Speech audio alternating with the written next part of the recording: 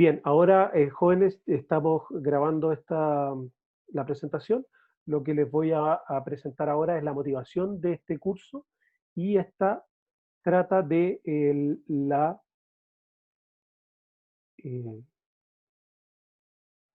el efecto de sitio. Las dudas las pueden hacer durante la presentación. eh, si no los veo es porque todavía no me manejo mucho con eso, o también las podemos dejar para el final del curso. Por si no lo tienen, en el borde inferior izquierdo está mi correo, pero también me pueden ubicar en la plataforma de cursos. Entonces, en esta primera parte del curso nos va a interesar tratar de encontrar un modelo que me permita predecir el movimiento fuerte frente a un terremoto. Para eso, lo más relevante es conocer el efecto de sitio, que está íntimamente ligado con las técnicas de microsonificación sísmica. Por lo tanto, lo que vamos a cubrir esta tarde es vamos a hablar del terremoto del 2010, vamos a recordar un poquito el terremoto de Illapel y el terremoto de Iquique, el 2014 y 2015. Vamos a hablar de qué significa, qué entendemos por efecto de sitio, y estas las vamos a ligar con las microvibraciones, y vamos a ver cómo las microvibraciones y las observaciones que obtenemos de ellas se conectan con la geología superficial, el daño observado frente a terremotos y el registro de movimiento fuerte. Y después esta experiencia la vamos a plasmar en la microsonificación sísmica de tres zonas de nuestro país, como son Talca y Curicó, Valparaíso y Viña, y un poquito de Santiago, y después les voy a contar un poquito de resultados que hemos estado desarrollando recientemente con unos colegas. El terremoto del Maule fue un magnitud 8.8 que afectó a Chile Central. Fue muy importante porque más del 80% de la población de nuestro país se vio afectada debido a la alta densidad poblacional que tenemos en esta zona. Tuvo un largo de ruptura entre 400 a 500 kilómetros, dependiendo del modelo que ustedes eh, sigan, pero se caracterizó principalmente por tener dos zonas de gran liberación de energía, y siendo la zona norte la que tuvo mucha más liberación, y esta se concentra principalmente en las costas de la región del Maule, y es por eso que muchos hemos llamado denominarle el terremoto de El Maule.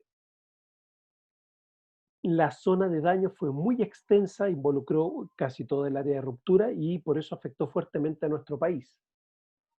Esta figura muestra una estimación de intensidad en la escala de MSK, la cual considera solo el daño en estructuras, para más de 100 localidades que se vieron afectadas por este terremoto, todas de ellas en la zona epicentral. El color es proporcional a la intensidad, siguiendo con la escala que observan acá, en el borde superior izquierdo de la figura, pero quiero resaltar los valores que se observan en dos localidades. En primer lugar, en Talca, que vemos una intensidad 8, y Curicó, que tenemos una intensidad entre 7 y 8, y fíjense que ambas exceden el valor de intensidad con respecto a las localidades cercanas. Esto quiere decir que ambas tuvieron más daño que los pueblos vecinos. No es la primera vez que esto se observa, y aquí podemos ver algunos ejemplos de daños en estas localidades. Si bien mucho de este fue en adobe, en estructuras de adobe, en las localidades cercanas también existe este tipo de infraestructura. Es más, para el terremoto de 1928, ambas localidades nuevamente reportaron intensidades por sobre lo que se observa en localidades vecinas. Por lo tanto, este comportamiento de tener un mayor daño a lo que uno espera o lo que uno observa, no es la primera vez que ocurre en estos dos sitios. Por lo tanto, es algo que no es tan dependiente del terremoto, sino que probablemente tiene que ver con las características del lugar en el que estamos hablando. Si nos vamos a la distribución del daño para el terremoto de Valparaíso del 85, un terremoto magnitud 8.1, con un área de ruptura de 180 kilómetros de largo, vemos que para la ciudad de Santiago la distribución de daño fue bastante importante, y fíjense que, como se muestra en la figura, ella tuvo una tremenda variación, yendo de intensidades desde 6 hasta una intensidad entre 8 y 5, las que estoy marcando en este momento.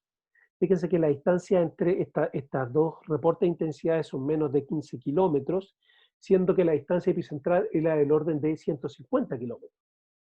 Ahora, este estudio y esta estimación de intensidades se hace utilizando el mismo tipo de vivienda, que son viviendas de albañilería reforzada de 1 o 2 pisos. Por lo tanto, no se trata que la construcción en la zona poniente de la ciudad sea de menor calidad. Eso aumenta el daño. Pero esta estimación de intensidad se hace considerando el mismo tipo de vivienda, tanto en la zona poniente como en la zona oriente. Por lo tanto, hay un efecto del tipo de vivienda: mientras más vulnerable, mientras menos calidad de la construcción, mayor daño, pero además la misma casa puesta en Cerro Navia y en Las Condes sufriría más daño en la zona poniente de nuestra ciudad. Y esto no lo podemos explicar con simplemente la distancia a la fuente. Para ello vamos a ver esta, ¿me escuchan? Esta figura es una pequeña caricatura en la cual vamos a hacer un corte al subsuelo y vamos a esquematizar cómo es el movimiento del suelo producto de las ondas. Si se fijan, tenemos 3 casitas que frente a un terremoto se van a ver, van a moverse distintas: una en roca, en este lado inferior, una en suelo y otra en suelo saturado. Ahora tenemos la llegada de la onda S. Vemos que el movimiento del suelo cada vez va cambiando distinto hasta que tenemos la llegada de las ondas superficiales. En roca se mueve bastante poco. Fíjense cómo cambia la velocidad. Esto es porque los suelos superiores son menos conciliados, menos capaces, y aumenta la amplitud, y por lo tanto se produce un daño cada vez mayor. Algo que no mencioné, pero quiero resaltar: fíjense que el daño se produce con las ondas superficiales y no las ondas de cuerpo, que son las que tienen mayor amplitud y periodos generalmente un poquito más largos. Mira, más allá de esta caricatura, lo que muestra ahora es 2 registros para el mismo terremoto, básicamente a la misma distancia, uno en roca y otro en sedimento suelto, como le llaman. Si bien no podemos apreciar mucho el cambio en contenido de frecuencia, sí podemos ver que las amplitudes en sedimento suelto son mucho mayores que lo que uno observa en roca. Por lo tanto, independiente del terremoto, las condiciones locales del suelo van a hacer que la amplitud de la onda, principalmente la onda superficial, se vea completamente amplificada. Otro aspecto que quiero recalcar, un poquito lo podían adivinar de esta caricatura que acabamos de presenciar, es que el contenido de frecuencia cambia. Esto quiere decir que ciertas frecuencias se ven amplificadas y otras se ven deamplificadas. Y lo voy a representar a través de las caricaturas. Fíjense que el sismograma número 1 tiene un contenido de frecuencia más bien alto, de alta frecuencia, donde tenemos muchos cruces por cero muy rápido, en comparación con el sismograma número 3, donde la amplitud es mucho mayor, en primer lugar, y en segundo lugar, se fijan que tenemos periodos mucho más largos. Los cruces son mucho más espaciados porque se relacionan con periodos más largos, un contenido de frecuencia mucho más bajo. Por lo tanto, el suelo no solo modifica la amplitud, sino que las frecuencias en las cuales yo tengo una mayor o menor respuesta del suelo. Ustedes me comentaron que muchos de ustedes están trabajando en geofísica, por lo tanto me imagino que están más familiarizados con frecuencia. Yo trabajo mucho con los ingenieros, por lo tanto me paso a frecuencia, periodo todo el tiempo. Voy a tratar de concentrarme en hablar solamente de frecuencias para no confundirlos tanto, pero si alguien quiere hacer el inverso a periodo, es simplemente 1 partido por lo tanto, bajas frecuencias son periodos largos y altas frecuencias, periodos bajos. Ustedes, siendo geofísicos, vamos a hablar más bien de frecuencias. Por lo tanto, el primer sismograma tiene un contenido más bien de alta frecuencia mientras que el segundo sismograma tiene mucha más energía en las bajas frecuencias. ¿Ok? Cualquier duda me pregunta. Entonces, algo ocurre en el sitio que hace que durante un terremoto este se comporte de manera distinta. Y esto tiene que ver con las propiedades dinámicas del suelo. Para eso, vamos y midamos las propiedades dinámicas del suelo.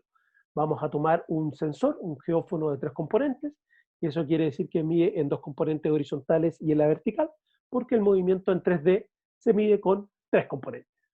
Estas las vamos a realizar en las ciudades, porque ahí nos interesa caracterizar el movimiento fuerte en distintos tipos de ciudades, algunas más agradables para medir que otras, y vamos a medir cómo se mueve el suelo durante un día cualquiera, no frente a un terremoto. Vamos a procesar y vamos aquí, en este caso particular, vamos a centrar toda esta presentación fuertemente en la razón espectral de la componente horizontal sobre la vertical, y vemos que existe una frecuencia donde esta razón es mucho mayor. Básicamente el suelo tiene mucha más energía en las componentes horizontales, por supuesto, para esta frecuencia que en este caso es del orden de 7 Hz. ¿Ya? Entonces, algo que estoy ocultando todavía, pero ustedes pueden adivinar, es que estoy asumiendo que el suelo va a comportarse de una manera similar, si no es la misma, similar, cuando está en vibraciones normales, sin ningún tipo de excitación sísmica, a cuando está en microvibraciones, que son las vibraciones diarias que uno observa producto de, por ejemplo, en una ciudad, el movimiento de la gente. Ese es un supuesto bien fuerte y se basa en el hecho de que, como pudimos observar en Curicó y en Talca, independiente del terremoto, el terremoto de Talca del 28, que es un terremoto que tiene una ruptura un poquito al sur de la ciudad de Talca, magnitud 8,4, muy distinto al terremoto 8,8 de el Maule, el daño se vio amplificado en ambas localidades. Por lo tanto, independiente del terremoto, el daño es una característica del lugar. Por lo tanto, voy a tratar de capturar esas características especiales e intrínsecas a ese lugar y voy a ver si tiene algún tipo de conexión con el movimiento fuerte. ¿Ok? Estoy hablando muy rápido, yo siento, sí. Si quieren que hable más lento me avisan, pero eh, si no, seguimos Profe, adelante. profe. Bien, voy a tratar de convencerlos de que estas vibraciones tienen que ver con, por lo menos la geología que tiene, es una firma dura del tipo de suelo, y para eso les presento este mapa de un trabajo que hicimos ya hace 20 años, más de 20 años, de la geología superficial del Gran Santiago. Santiago está dibujado con color negro en esta figura, y el color es proporcional e indica algún tipo de suelo, pero a mí me van a interesar 4 principales tipos de suelo, que son los más importantes. En primer lugar, los finos del noroeste, que es básicamente todo lo que ocurre al norte del Mapocho. Este amarillo son fluviales recientes y representa el río Mapocho, y acá está al sur el río Maipo. Fíjense que los finos del noroeste es básicamente todo lo que ocurre al noroeste del río Mapocho.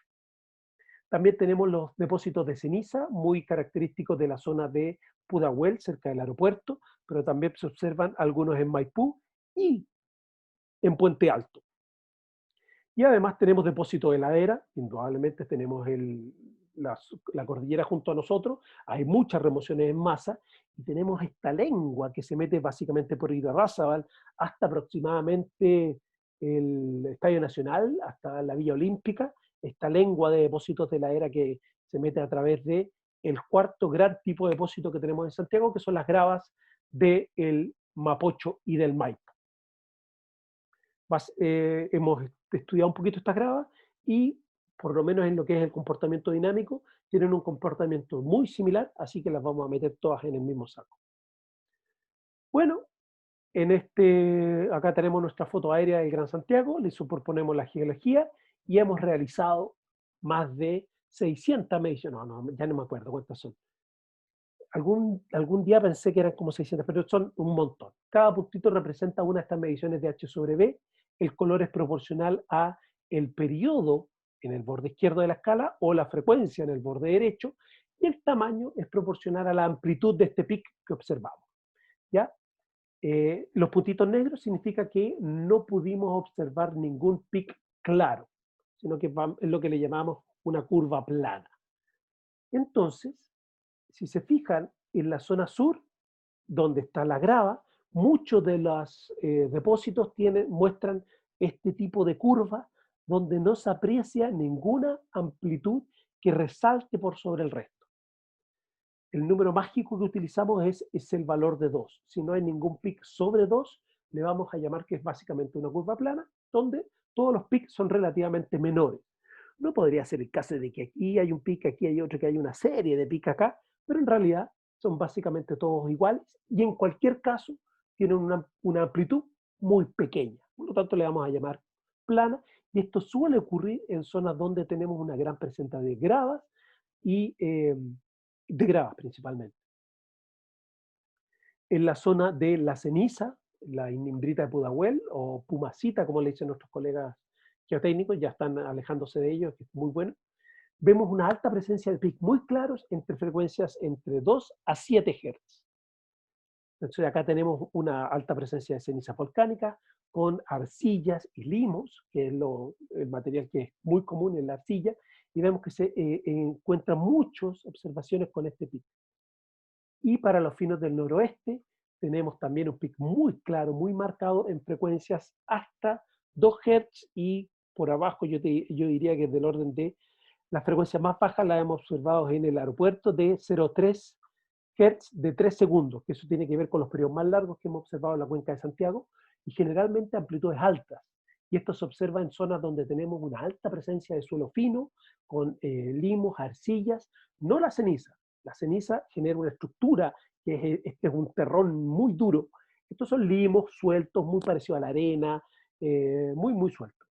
Entonces, si se fijan, estos puntos morados son puntos de periodo más bien largos y habitan mucho en la zona norte.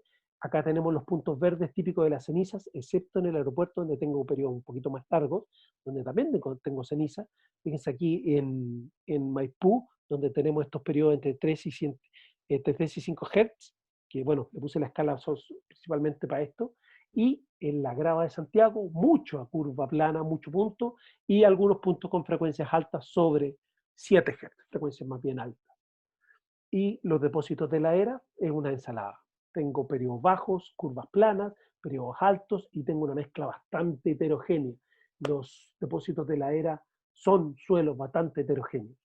Por lo tanto, si se fijan, esta medida de H sobre E, donde voy con mi maquinita y mido sin tener idea de qué se trata la geología, me refleja el tipo de suelo que hay, el tipo de geología que observo en la parte superficial.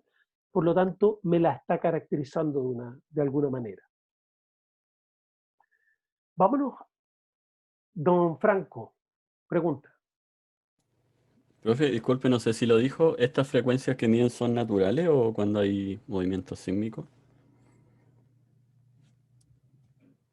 ¿Tienes una pregunta, Franco? No, ¿no me escucha? Ah, Creo que ahí no sí, está. no te escuchaba, perdona que... Ah, ya.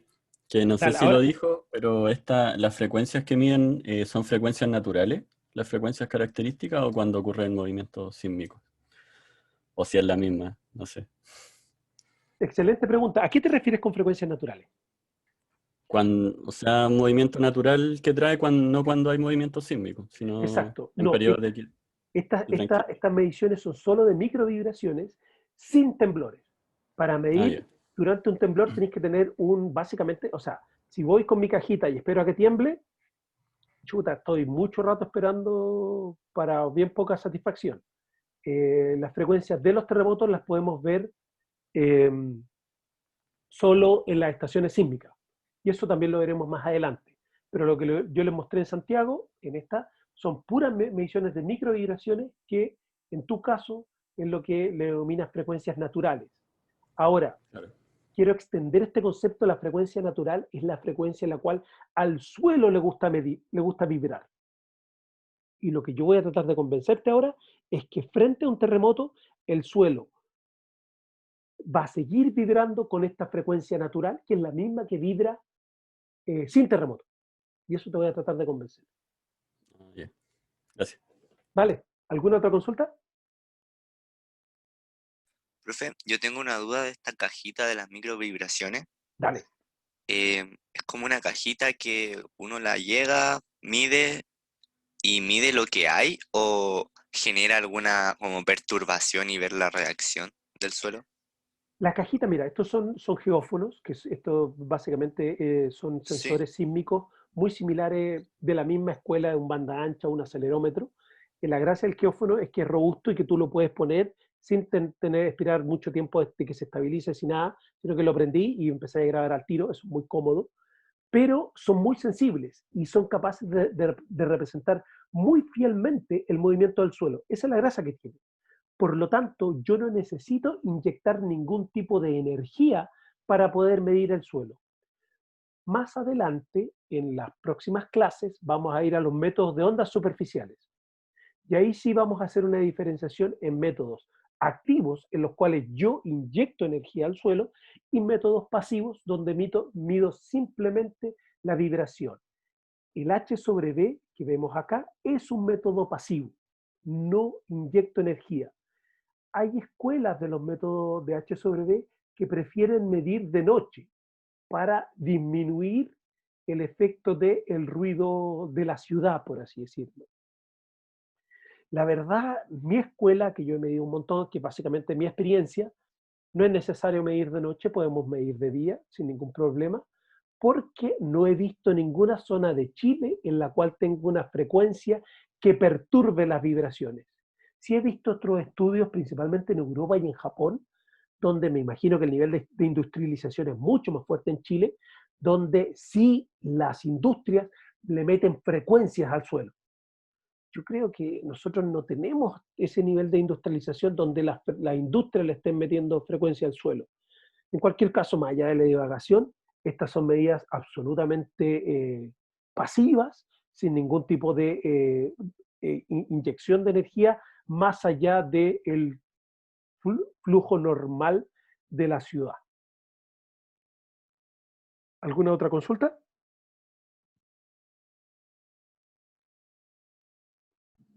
Sí, yo tengo una consulta que en otro ramo me acuerdo que nos hablaron de que, por ejemplo, las mareas también causaban vibraciones, o sea, como que también podían alterar un poco las mediciones. Por Pero supuesto. esta alteración se ve más que nada hacia la costa o se puede ver también como más continente adentro. La marea, en todo Chile, tú vas a ver la marea. En todo Chile. Nosotros lo hemos visto yo lo veo en los bandas anchas, y tú vas a ver el efecto de las mareas en todo Chile. La única salvedad es el periodo donde la marea habita, o la frecuencia. Las mareas tienen un periodo de aproximadamente 6 segundos, ¿ya? Y eso es 0,18 Hz. Y si tú te fijas, los periodos más bajos, las frecuencias más bajas que yo vi en Santiago es 0,3. Entonces es un poquito más bajo de lo más bajo que he visto yo en Santiago. Los periodos más largos que yo he observado en Chile son en mejillones del orden de 7 segundos. Pero mejillones es un bicho muy, muy raro. ¿eh? Es una cuenca de aproximadamente de arena de unos 400 metros de potencia.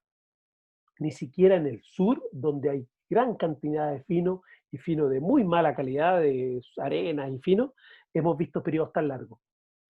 Entonces, las mareas están presentes, pero básicamente es una fuente de microvibraciones, las mareas, el zumbido de la tierra, pero como son en periodos más bajos, no es lo que más estamos observando en este caso. Gracias.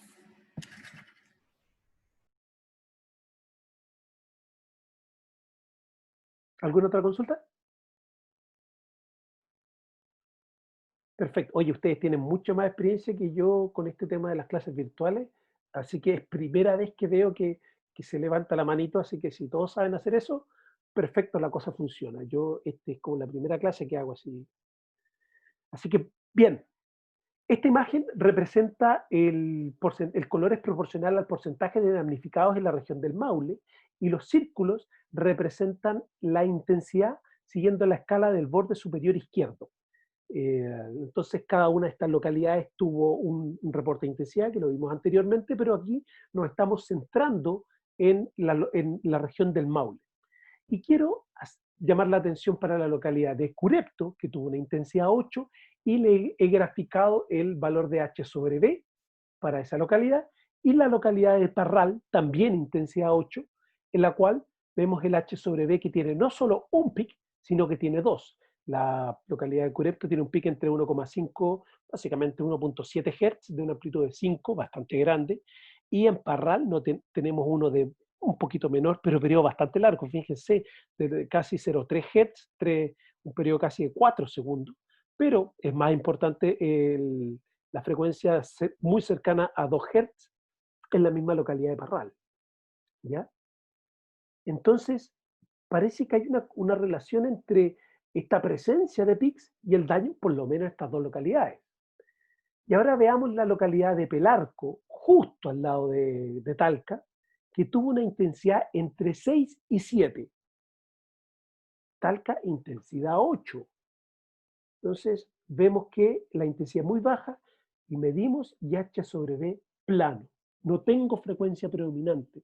El suelo no tiene ninguna frecuencia natural, como le dijo un colega recién, para cual le gusta vibrar. Yo le llamo frecuencia predominante. Y yo creo que aquí podemos empezar a tratar de discutir sobre la calidad de construcción entre Talca y Pelarco, pero realmente tendríamos que hacer un caso muy, no sé, para decir que las viviendas son mejores en Pelarco que en Talca. En Pelarco.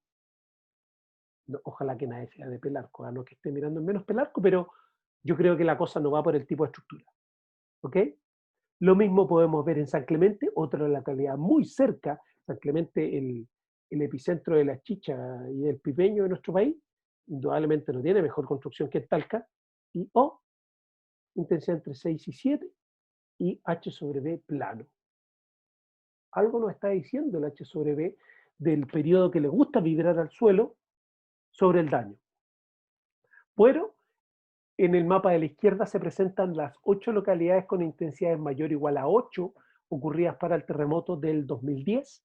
Fíjense que también se han expuesto las isocistas, que se centran un poquito más al norte, hacia las perezas del norte, donde hubo una mayor liberación de energía.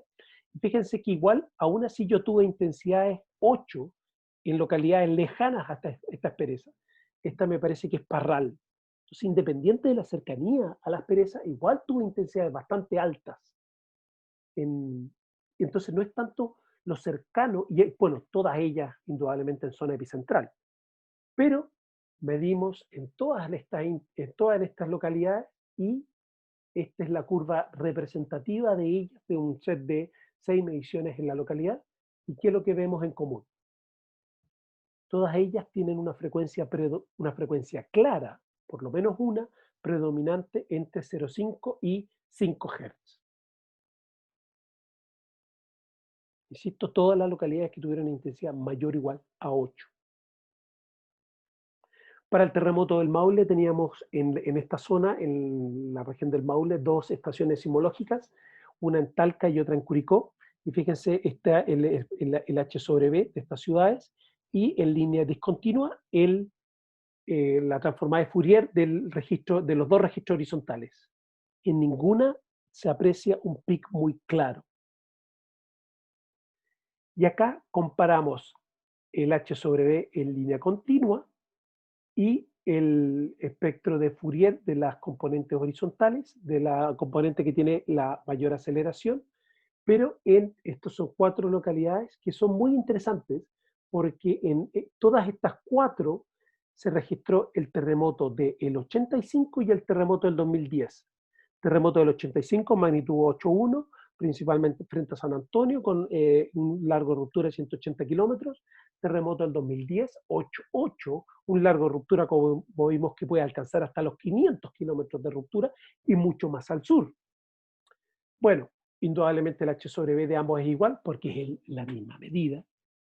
Pero fíjense lo similar que son los espectros de Fourier de los dos registros de dos terremotos completamente distintos.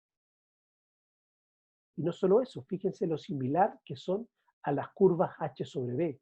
Acá se ve un pic poco corrido, pero un pic claro. Acá también hay un pic corrido, pero claro. La Federico Santamaría, plano. Zapallar, plano. Este es Papudo y esta es Viña del Mar para el terremoto del 2010 y el terremoto del 85. Acá vemos algunos datos del terremoto de Illapel del 2015. Profesor, Dígame, caballero. disculpe, llegué recién, entré un poco tarde a la clase, pero me pregunto por qué, o sea, cuál es la razón del como corrimiento hacia menores frecuencias de la transformada de Fourier respecto a H sobre B R. Excelente consulta. Primero vamos a asumir que ambas representan el movimiento del suelo, pero microvibraciones ocurre en un estado completamente lineal. El suelo el suelo es inelástico primero que todo. ¿Qué quiere decir que es inelástico? ¿Te acordáis de eso de tus cursos de primer año? Sí, que ¿No te que acordáis? no... No es un tema de... Sí, o sea, que al deformarse no vuelve a su estado original, sino que se mantiene deformado. Exacto, eso es una característica. Y la segunda, que las propiedades dependen del nivel de deformación. Mientras más lo deformo, cambia las características, cambia la rigidez. En particular, en el suelo cambia la rigidez. Entonces, lo que ocurre durante el movimiento fuerte es que la rigidez disminuye. Al disminuir la rigidez, disminuye la frecuencia del suelo. Este corrimiento a frecuencias más bajas es porque disminuye la rigidez y es porque estamos entrando en una solicitación inelástica del suelo. Y eso ocurre solo para grandes terremotos, grandes vibraciones. Ya, entiendo. Gracias. ¿Vale? ¿Alguna otra consulta?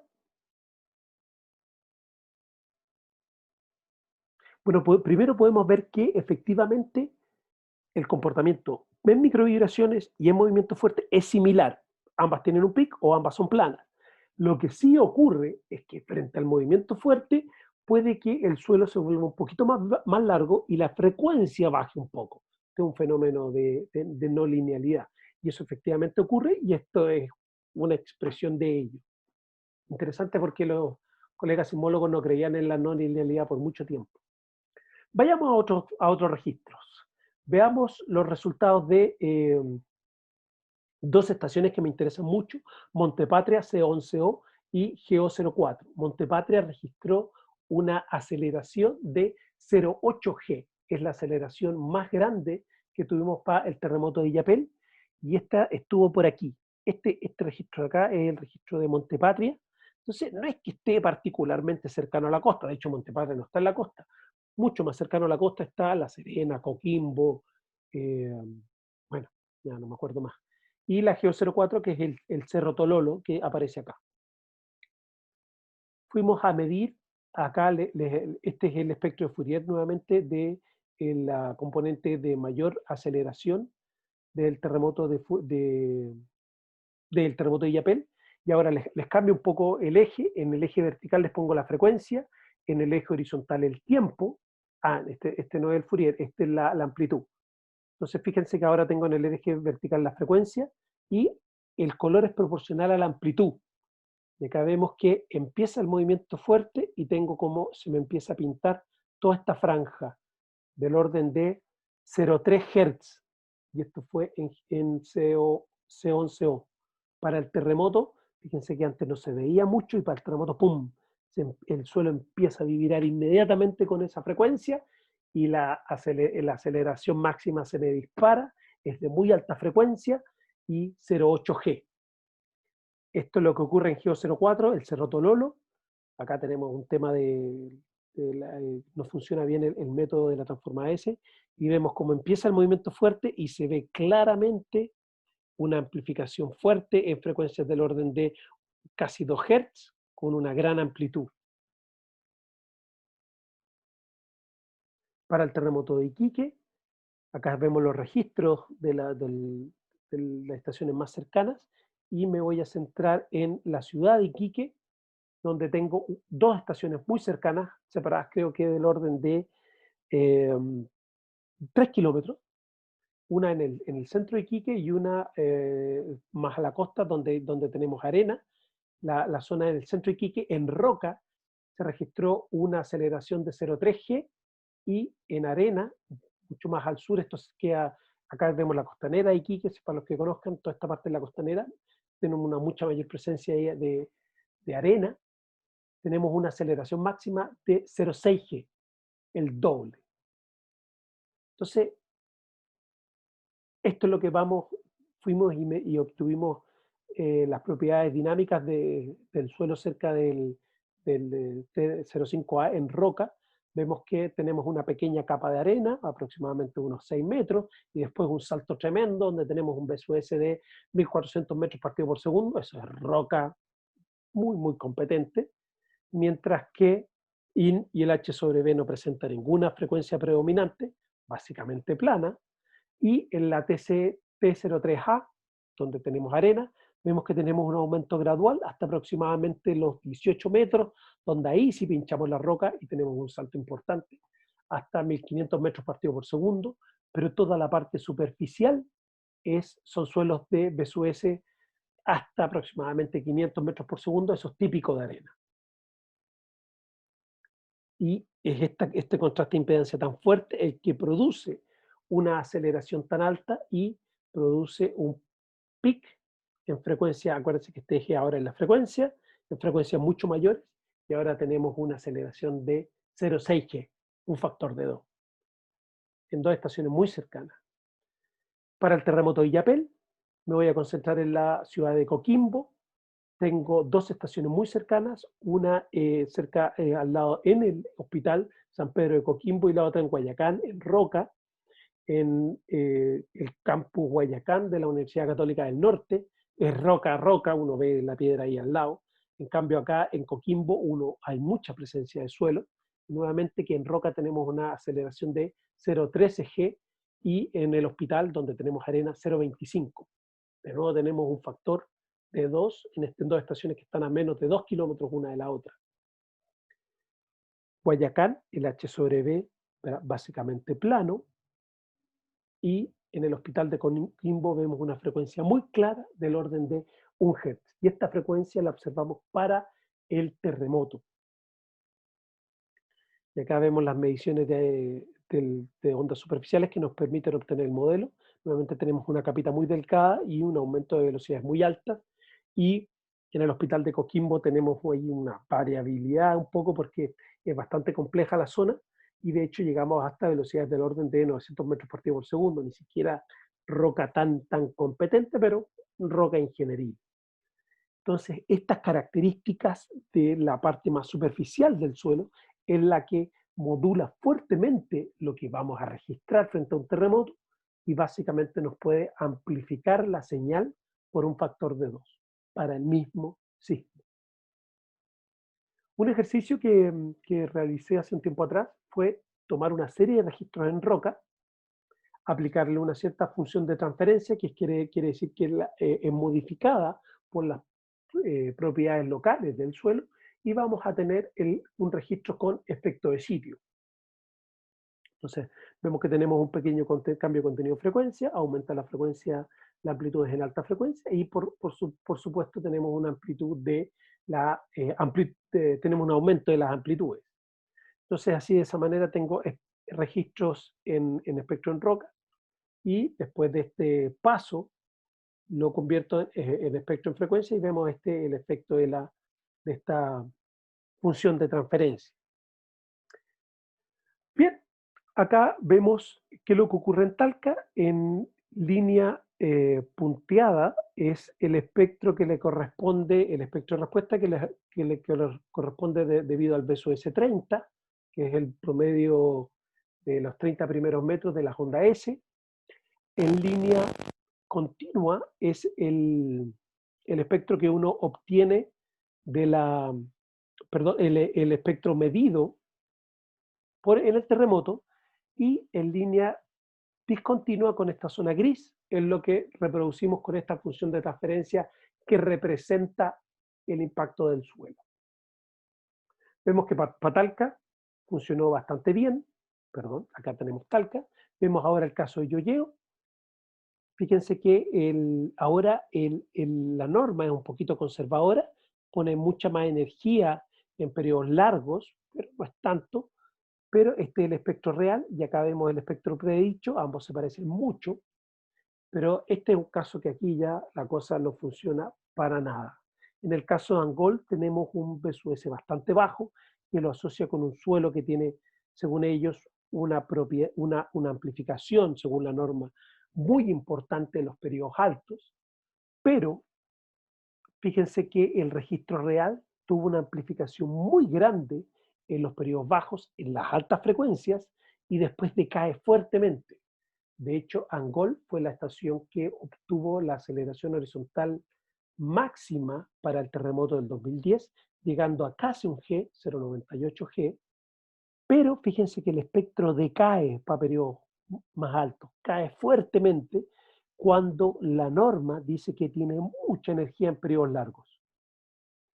Fíjense que en los periodos bajos, donde hay una amplificación muy fuerte, la norma va muy por debajo. En cambio, lo que uno predice con esta función de transferencia está muy, muy ajustado a lo que se observa. Este es el caso de Maipú, donde la norma hace mucho mejor, y aquí vemos nuevamente este desfase entre lo observado en línea continua y lo predicho. Lo observado tiene un periodo un poco más largo, del RD de un 20% más largo. Y este aumento en el periodo se produce nuevamente por una disminución de la rigidez por un efecto de no linealidad del suelo. Entonces esto es lo que yo predigo con las microvibraciones. Entonces ambas tienen un pic, pero no le achunto al periodo del pic porque existe un efecto de no linealidad donde aumenta el periodo del suelo. ¿Ok? Y el caso fue muy dramático para la ciudad de Concepción, donde en línea continua tenemos el espectro del terremoto. Fíjense esta cantidad de energía en periodo entre 1,2 y 2,5 segundos, que fue lo que produjo el colapso y el daño importante en edificios de 10 a 20 pisos en la ciudad de Concepción. Esta energía que estamos viendo acá. Con la técnica que nosotros tenemos, predecimos energía en periodos largos, pero nuevamente fallamos por el efecto de la linealidad, cuando la norma le estaba diciendo que la energía alta se restringía hasta periodos de 1 segundo. Fallaron completamente, y lo interesante es que siguen fallando. La norma sigue teniendo este problema.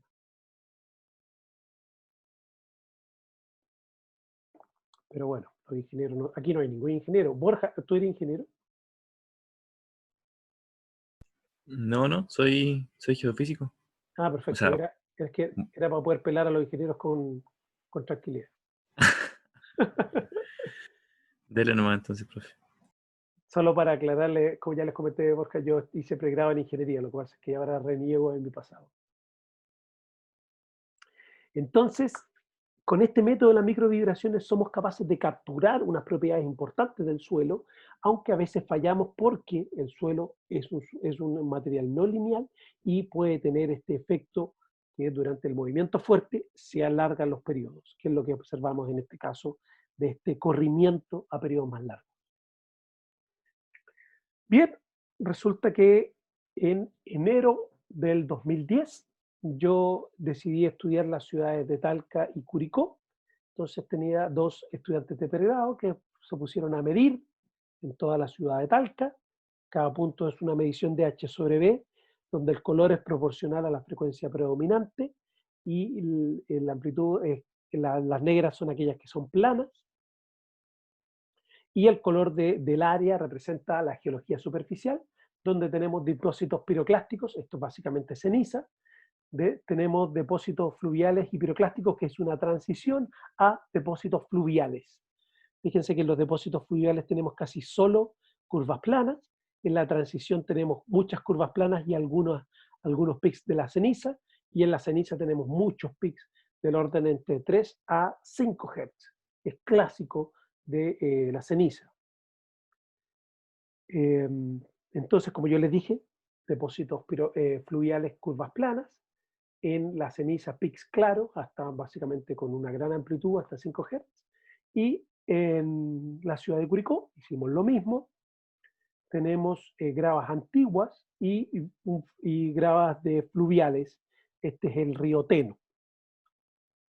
Tenemos la presencia de curvas planas en las gravas.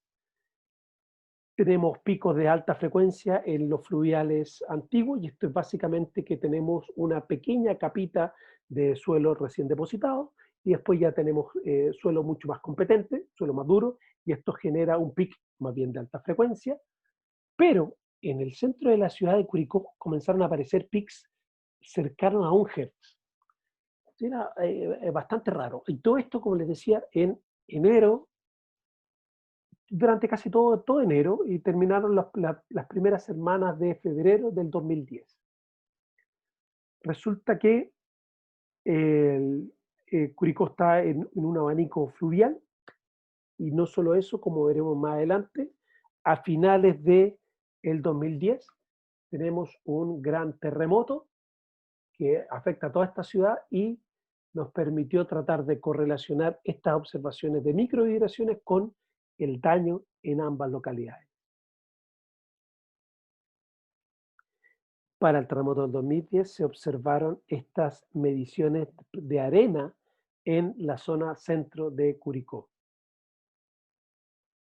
Hicimos catastro de daño en albañilería confinada y en adobe, que son dos clases distintas.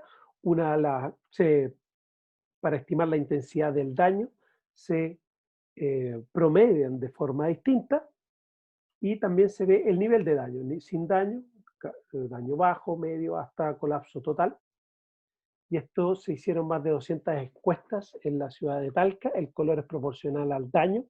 Fíjense cómo el daño se centra en la zona donde hay ceniza, con algún otro daño acá. En la zona hay menos niveles de daño porque tenemos tipo de vivienda de albañilería confinada, pero había mucho más daño acá que en la zona de gravas. Lo mismo ocurre en Curicó. La zona de daño se concentra en el centro, donde veíamos estas pics de frecuencia más o menos de 1 Hz. Entonces acá vemos cómo el daño se concentra en las zonas donde se observan pics de mayor amplitud, tanto en la ciudad de Curicó como en Talca, y eso fue una demostración práctica de cómo el daño en las propiedades locales del suelo se ven fuertemente influenciadas por la geología y estas propiedades dinámicas que hemos estado discutiendo. ¿Alguna consulta?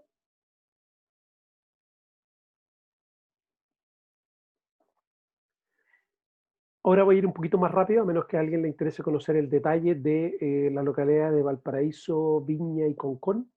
Lo que quiero que se centren ahora es que realizamos mediciones en esta zona, revisamos la geología. Este es un mapa geológico antiguo, con un mapa bastante más moderno, pero solo en las ciudades de Viña y Valparaíso. Entonces complementamos estos dos mapas geológicos, y se realizaron, aquí hay como del orden de 400 mediciones de H sobre B en toda esta zona, cada puntito de una de estas mediciones. El color es proporcional a la frecuencia predominante, donde yo les quiero correlacionar la geología con estas mediciones de H sobre B.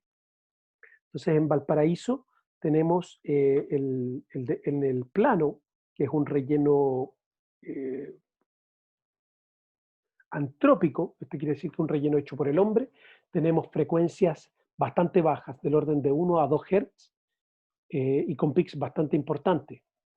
En el sector oriente son rocas intrusivas, básicamente las rocas de los cerros de Valparaíso son rocas intrusivas del Jurásico. En el sector poniente también tenemos rocas y vemos básicamente frecuencias de pics de alta frecuencia, y estos pics se producen por la presencia de un regolito. El regolito es básicamente el maicillo que abunda harto en toda la ciudad de Valparaíso, que es la meteorización de estas rocas jurásicas hechas de cuarzo. Entonces esto genera una capa superficial de suelo y abajo tenemos inmediatamente la roca. Entonces estos pics de alta frecuencia se relacionan con esa capa muy delgada de suelo. Y fíjense algo muy, muy lindo acá, que en la transición entre el plano y el cerro tenemos cómo la frecuencia va de frecuencias muy bajas, pasa por valores amarillos, que son frecuencias intermedias, valores verdes, que son un poquito más alta frecuencia, hasta llegar a los colores azules, que son las altas frecuencias. Básicamente aquí vamos viendo cómo la capa de suelo se va disminuyendo a medida que voy desde el relleno antrópico hasta la roca de los cerros de Valparaíso, que son ya suelos bastante competentes. Esta es toda una zona de transición. En Viña tenemos rocas intrusivas, que es la zona de recreo. Eso es roca, y ahí uno ve unos cerros con unas caídas tremendas. Tenemos también en el sur poniente, cerca del estero Marga Marga, que también tenemos roca para los estratos de Potrero, donde tenemos pics de alta frecuencia, y toda la zona del estero vemos la presencia de pics de alta frecuencia por depósitos mucho más jóvenes, que son los que ha depositado el estero Marga Marga, y en el plano de Viña del Mar tenemos una presencia de pics de baja frecuencia, con algunas curvas planas, siendo una presencia de depósitos sedimentarios marinos. Mediciones posteriores han corroborado que el plano de Viña del Mar más bien se caracteriza por baja frecuencia del orden de 1 Hz. La zona de Reñaca y Concón, la población Gómez Carreño, alta frecuencia, rocas intrusivas. En la zona entre Reñaca y Concón, baja frecuencia, porque ahí ya tenemos las dunas de Reñaca, y Concón empezamos a tener alta frecuencia, porque son dunas que ya comienzan a litificarse. Entonces empezamos a tener frecuencia entre 4 y 6,5 Hz, porque es la arena que empieza a formar roca, una arenisca, que es el nombre. Oye, ahí tengo varios geólogos, así que no me maten, pero es cuando la arena ya comienza a transformarse en roca. Entonces ahí es donde tenemos nuevamente un aumento de las frecuencias, porque el suelo comienza a ser un poquito más competente. Entonces tenemos una correlación súper clara entre el tipo de suelo y el H sobre B. Como vemos, esto se va a relacionar con el movimiento fuerte, y con eso vamos a definir zonas en todo este periodo donde esperamos zona 1, poco daño frente a un terremoto, zona 2, un daño un poquito más presente, hasta llegar hasta la zona 4, que son estas 3 zonas del plano de Viña, el plano de la zona del Almendral, el plano de Valparaíso, y esta zona de transición en Reñaca, donde tenemos arena y el aumento de probablemente una observación de una gran cantidad de daño. ¿Ok? Y estas son las zonas más complicadas. Vemos para el terremoto de Illapel del 2010, las zonas de los Cerros de Valparaíso, curvas planas, y esto es para este es B09A, es una estación que está en el Congreso, y para el terremoto de Illapel vemos una frecuencia básicamente de entre 1.7 Hz. El Congreso está un poquito tiradito hacia no tanto en la zona del plano del Almendral, pero tenemos una aceleración mucho mayor y un periodo mucho más claro, y tenemos un pic de alta frecuencia para la zona de Viña del Mar. Si bien no he terminado la clase, no he terminado la presentación, voy a terminar la clase acá, donde también para el terremoto del 2010 teníamos un congreso en Chile celebrando los 60 años del terremoto, 50 años del terremoto del 60. Nosotros los sismólogos y los ingenieros celebramos este tipo de cosas. Y para este congreso, que era en mayo, propusimos este paper donde hablábamos de 2 zonas sísmicas para Santiago. La zona B, que es donde esperamos amplificación sísmica en los finos de noroeste y los depósitos de la ceniza y los depósitos de ladera, que son zonas básicamente donde se espera daño, y la zona A, que son las gravas del Maipo y el Mapocho. Bueno, mandamos el paper, lo mandé a principios de febrero, vino el terremoto y el daño se comienza a localizar en ciertas zonas. Este es el edificio Don Tistrán, que me voy a ir para atrás, que este es el edificio que colapsó en Santiago, está justo en Maipú, justo en la zona de ceniza, y este es el bypass de Vespucio Norte, que colapsó frente al terremoto. Y fíjense que si bien hubo reportes de daño en la zona de Grava, estos reportes, los que observamos acá, se concentran principalmente en la zona de Los Finos, depósitos de ladera y cenizas volcánicas. Esto, como les decía, esto es el daño reportado para el terremoto y el paper ya lo habíamos mandado. ¿Alguna consulta?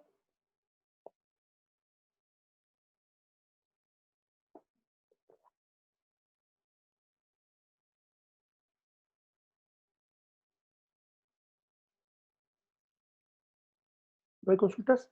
En la presentación viene una parte que en realidad, dado su background, no lo voy a atacar, está más bien orientado para los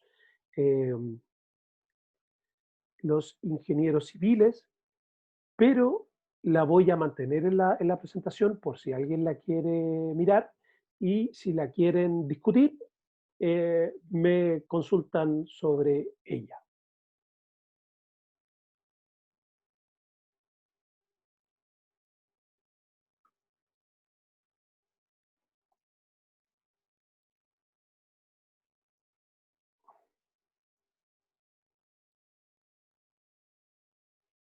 Ya.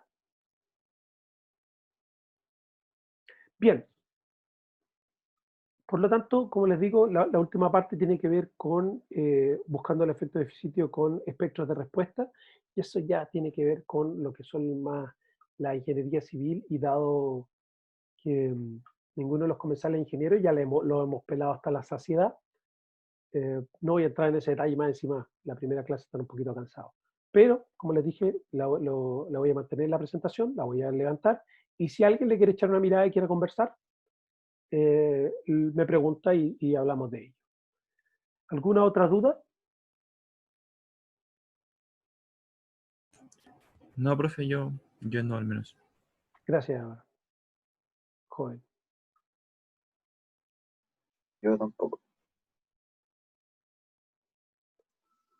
Tampoco, profe. Ya.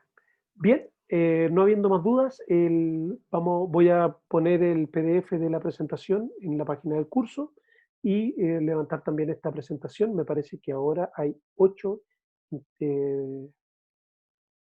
estudiantes tomando este curso, y la próxima semana vamos a empezar a hablar un poco más de la metodología en que vamos a trabajar en este curso. Ya les hablé términos de presentaciones, pero vamos a hablar de grupos, la forma en que vamos a trabajar en grupo o no, porque una vez que ya tengamos claro el número de estudiantes del curso. ¿Ok? Perfecto, el silencio otorga, me imagino. Ah, Javiera.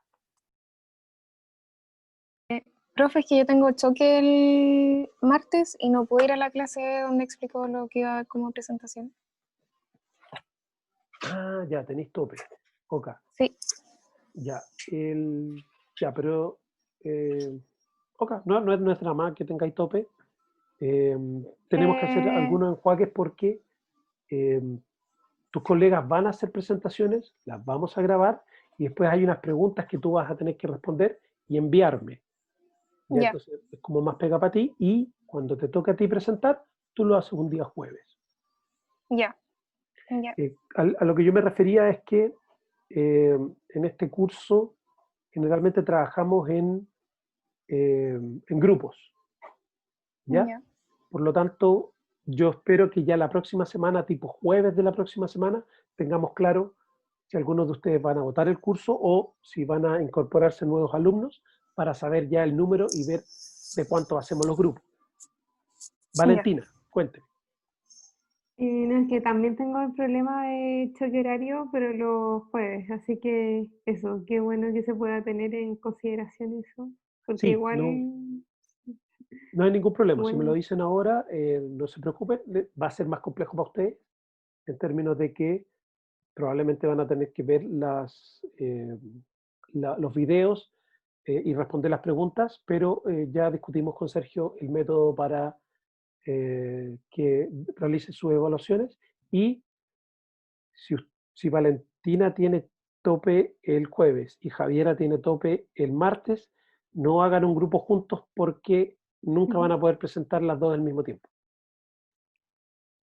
ok. ¿Alguna otra consulta?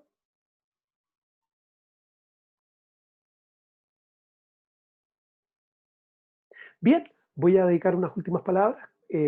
Como les decía, lo importante de este curso y lo que hemos estado hablando ahora es que el daño no tiene una distribución homogénea, sino que el daño se tiende a concentrar en ciertas zonas y esas zonas más encima se repiten.